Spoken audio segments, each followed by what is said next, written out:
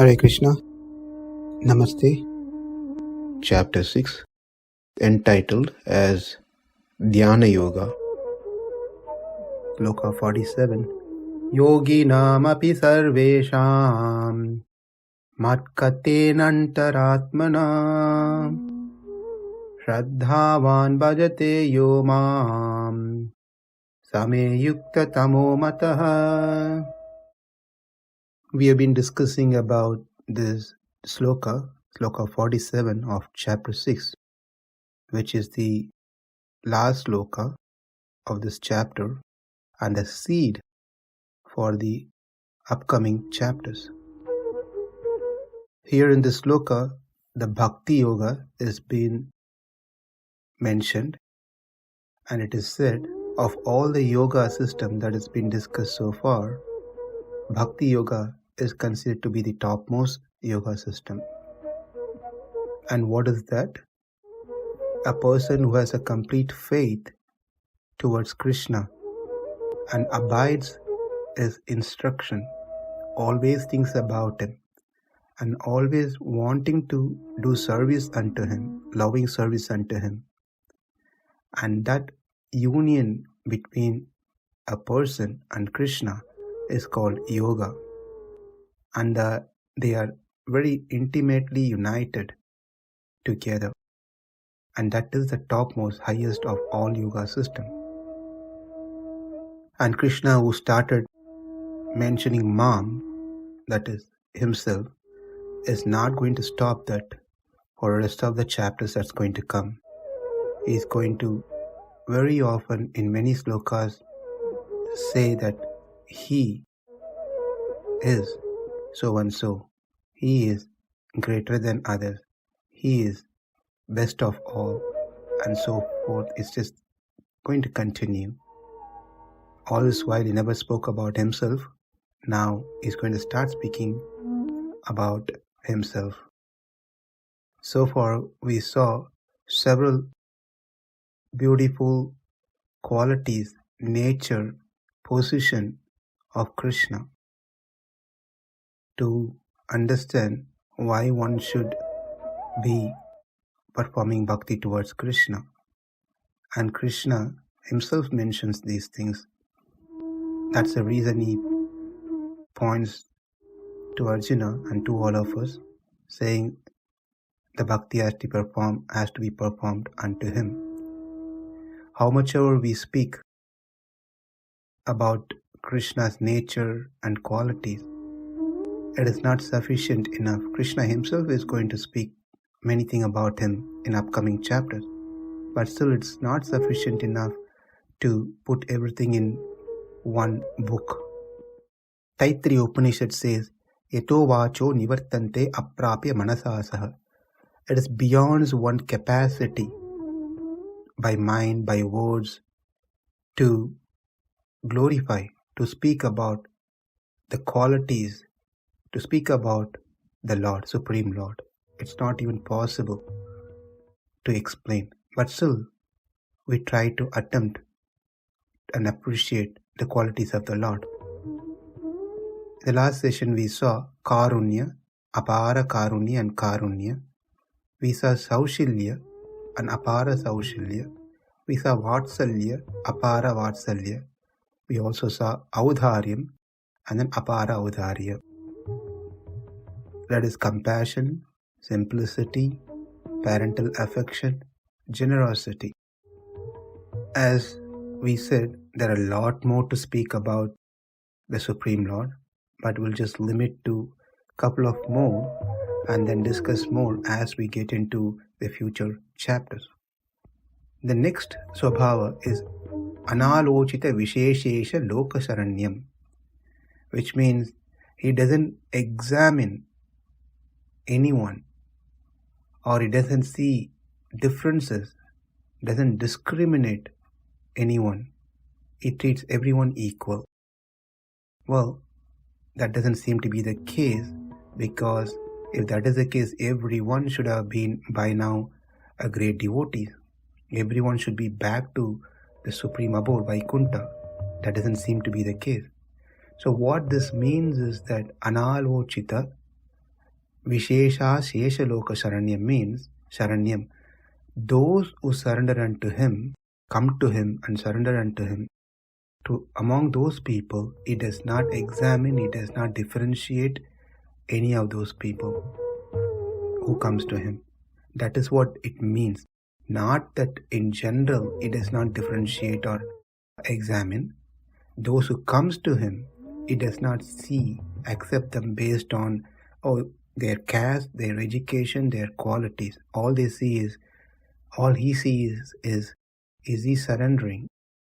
If he surrenders, then that becomes a qualification. Everything else doesn't really matter for Krishna. He accepts anyone and everyone on that basis. We see this in Ramayana. Vibhishana also mentions this one. He also mentioned Nivedayata Mam Kshipram Raghavaya Mahatmani Sarvaloka Sharanyaya Vibhishanam Upastitam. He says this to Sugriva. Go and inform Rama. Who's Rama? Sarvaloka Sharanyaya. Sarvaloka Sharanyaya. He is a shelter for everyone. He doesn't discriminate anyone who come and surrender unto him. So he mentions that too. Next, Pranatarthi Haram. That means one who kills the enemies of his devotees. So the Supreme Lord, Sri Krishna, always is there to protect his devotees and save them from any enemies. So one who kills the fear of his devotee. The biggest fear that the devotees, the bhaktas, are having is the separation from the Lord. So the Lord gives his protection to such devotees by removing the separation. Asritya Varsalyaika Jaladim. He has that relationship with his devotees as Pita Putra, Bharta Bharya, and so forth. In this, the Vatsalya which we just discussed is exhibited more. Akila Manuja Nayena Vishayatam Gatam. The Supreme Lord who resides in the Supreme Abode, which is free of all that we can see in the material existence, everything transcendental. That Supreme Lord doesn't need to come down here into this world, but he does come to give darshan to us.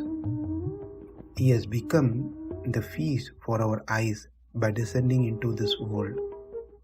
Tara, wife of Vali, also mentions the same in Ramayana. Tum aprameya cha durasascha. She says that you are very hard to determine, indeterminable, inaccessible.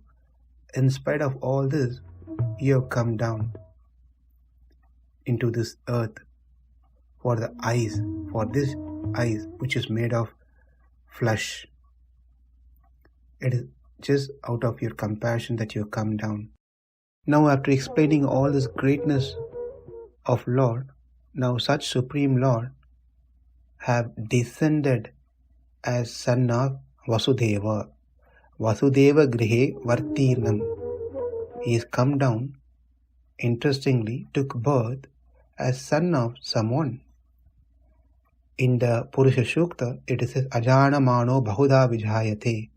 That means one who does not born is born multiple times.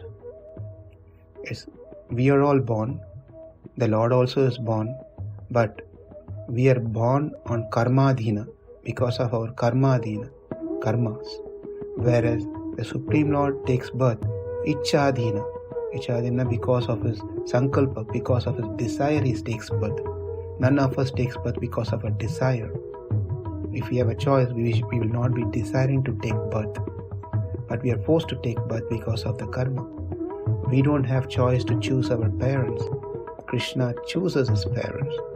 Therefore, with all these things, the Supreme Lord Krishna is the cause of all causes. Krishna, the supreme enjoyer. Krishna, the true well-wisher of every one of us. Krishna, the supreme maintainer. Krishna who dwells in everyone's heart. Krishna who does all these as Leela, as pastimes, without any effort or hardship. Krishna, the proprietor of both material and spiritual world.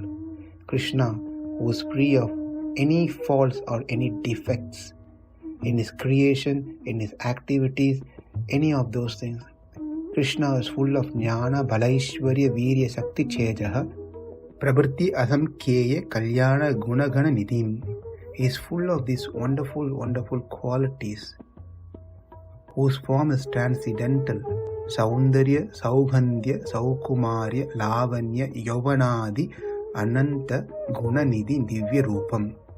Here we saw his beauties cannot be explained. Anyone will easily get captivated by his beauties and qualities.